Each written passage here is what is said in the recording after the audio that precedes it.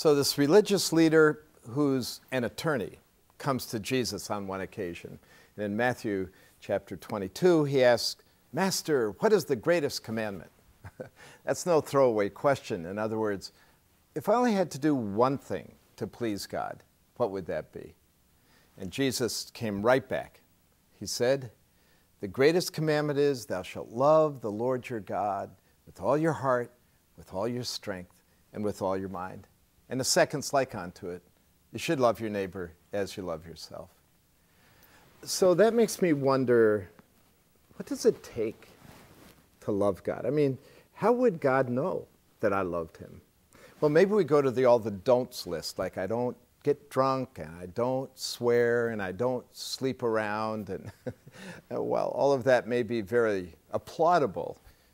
It's probably not really, at the end of the day, what God's looking for. Like, maybe you want to go to the to-do list, like I work in the nursery, I'm an elder at church, I tithe, I sent my kids to the mission field. That's all really good stuff too, but I don't think that's what God's looking for. In John chapter 21, he approached Peter, and he does a triple interrogation on him, and he says, "Peter, do you love me?" Peter says, "Of course I love you." He said, "Well, then tend my sheep." What Jesus was saying there is that I'll know that you love me when you care about what I care about. I grew up in a non-pet family. Actually, my mother had a canary, but it's impossible to bond to a bird. So I grew up thinking, dogs, who needs dogs? Dogs are for people who can't make it with humanity. And then I fell in love with Marty, and we got married, and Marty said, "Let's get a dog." And I said, "Who needs dogs? That's for people who can't make it with humanity." Well, that was not a good moment, because Marty grew up in a pet family. She grew up with a black lab, Trudy, that she loved, and Trudy loved her.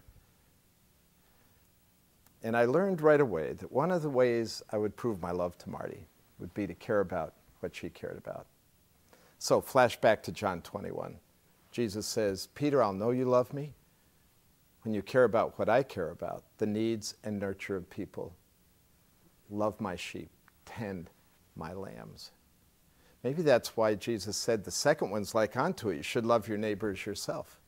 It's pretty simple.